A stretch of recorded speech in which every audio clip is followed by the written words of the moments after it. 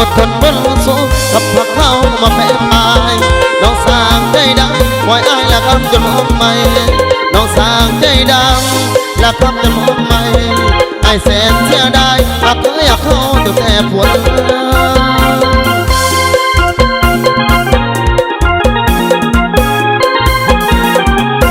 ไอเคยให้ความรักเพียงจริงจากใจแท้ไอเคยให้ความรักเพียงจริงจากใจแท้ปากแต่คนเปลี่ยนแปลงคนอายไว้ใจจริงแม่น้องบ่สนสายก็จนต้องสูญสิ้นแม่น้องบ่สนสายก็จนต้องสูญสิ้นหักห่วงท่าวินหักเคยจะสิ้นย้อนคำแพง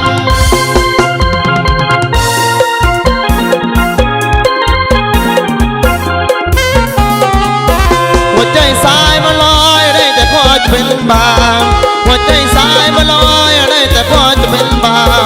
บอกใครไปหาอยู่หน้าของน้องบอกใครไปหาอยู่หน้าของน้องโศกเศร้ามนมองเมื่อยท้องวินจอยโศกเศร้าเงาง้อยหักเอ้ยหมดจอยย้อนเถือกลวง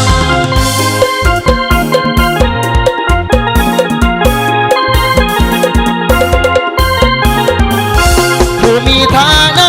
คนรวยมากขอน้องผู้มีฐานะคนรวยมากขอน้องสอยแหวนเงินทองพาน้องตะลายลานน้องคงลืมหักเอ่ยเคยมาให้มันน้องคงลืมหักเอ่ยเคยมาให้มันกำแพงเงินตันหักซ้อนั้นจ้องแยกทางเอาสู้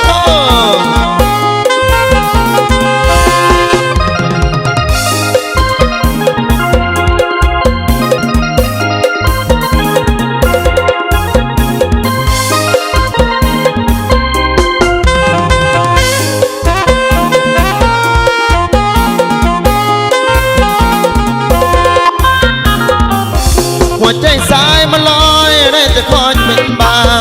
หัวใจสายมาลอยได้แต่คอยเป็นบา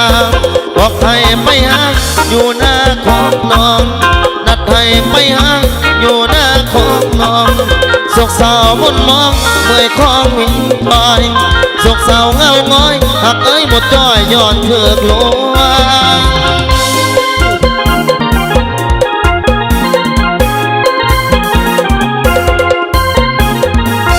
ผู้มีฐานะคนรวยมาขอน้องผู้มีฐานะคนรวยมาขอน้องใส่แหวนเงินทองพาน้องหลายล้านน้องคงลืมหักเอ่ยเคยมาให้มันน้องคงลืมหักเอ่ยเคยมาให้มันกำแพงเงินตันหักสองเอานั้นจะแยกทาง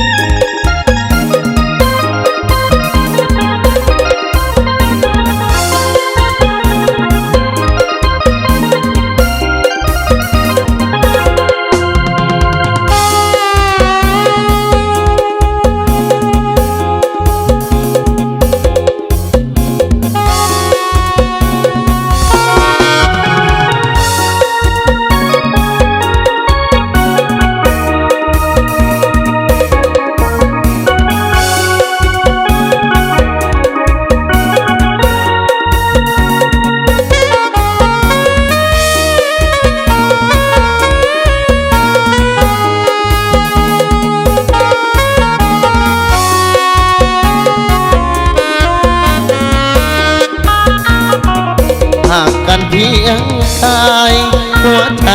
ว่าไปเขาหมดไอ้ต้องขอโท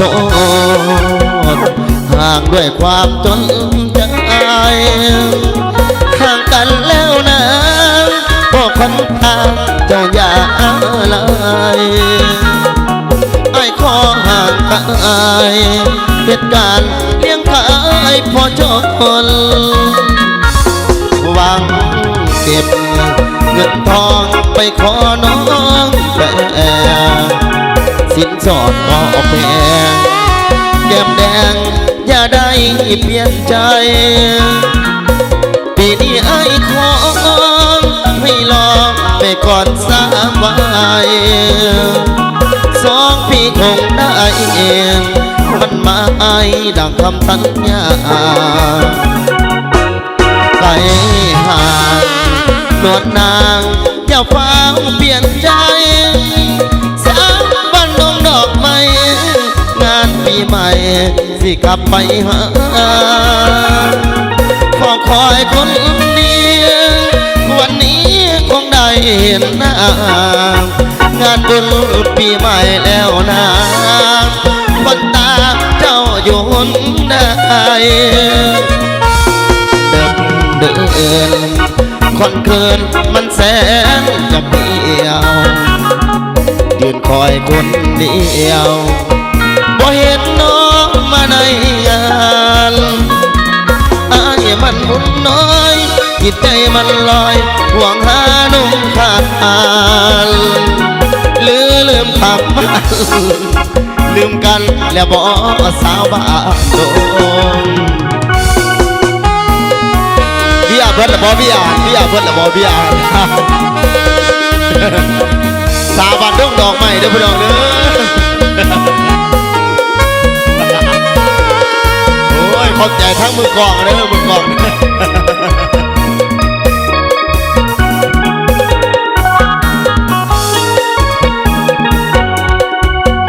กูไม่รู้กูเมา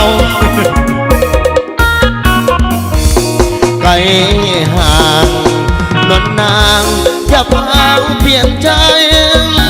สาวบ้านดงดอกไม้งานปีใหม่สิกลับไปหาขอคอยคนนี้วันนี้คงได้เห็นหน้างานบุญปีใหม่แล้วนะคนตาเจ้าอยู่หนใดดึกเดินคนเขื่อนมันแสนกับเดียวยืนคอยคนเดียวบ่เห็นน้องมาในงาน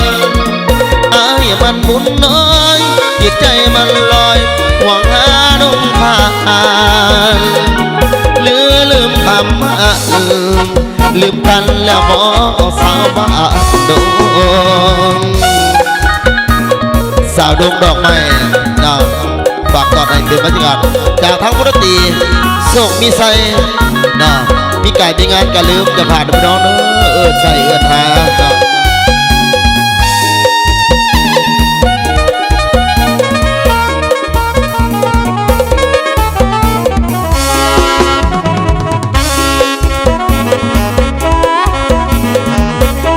มิเล่เด้อเมื่อยืดกันนั่งเอาหรอก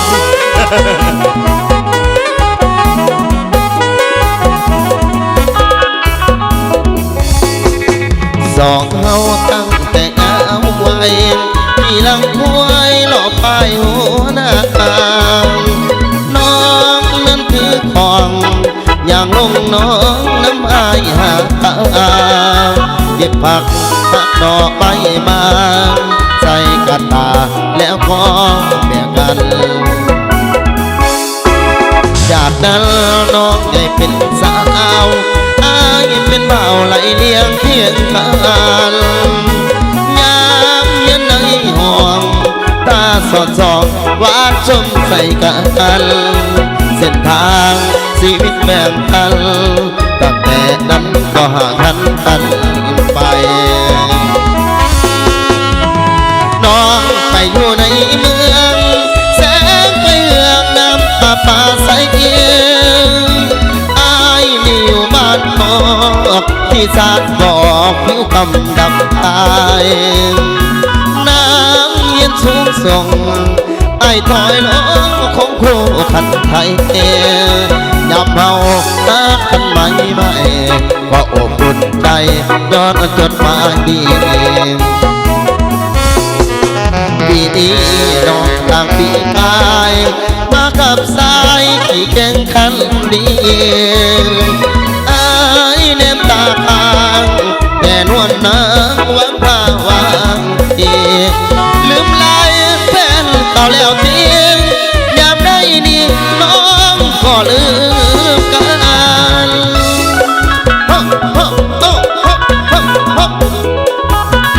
ได้ดีและทีมกัน กันเป็นว่าบอกคือเก่าเลยเด้อบอกคือเก่าเลยเด้อ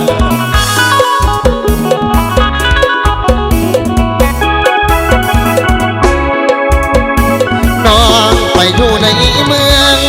แสงไปเมืองน้ำประปาใสเอียงอายนี่อยู่บ้านนอกที่สันบอกผิวคำดำตาย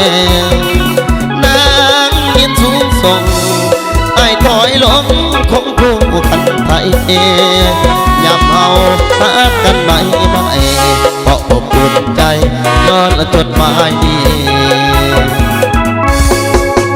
ปีนี้น้องตางปีกาย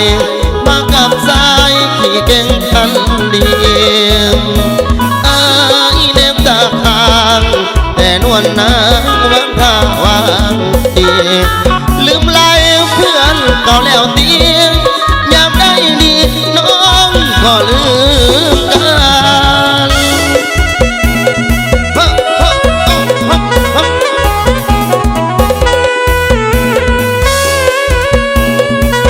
เสียวหัวขาดเสียวหัวขาด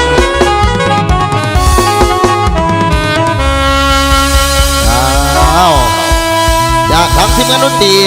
โศกมีไซฝากตอนให้เป็นบรรยากาศทั้งคมคมซื่นเนาะทั้งเสียงเพลงบ้านเฮากันแน่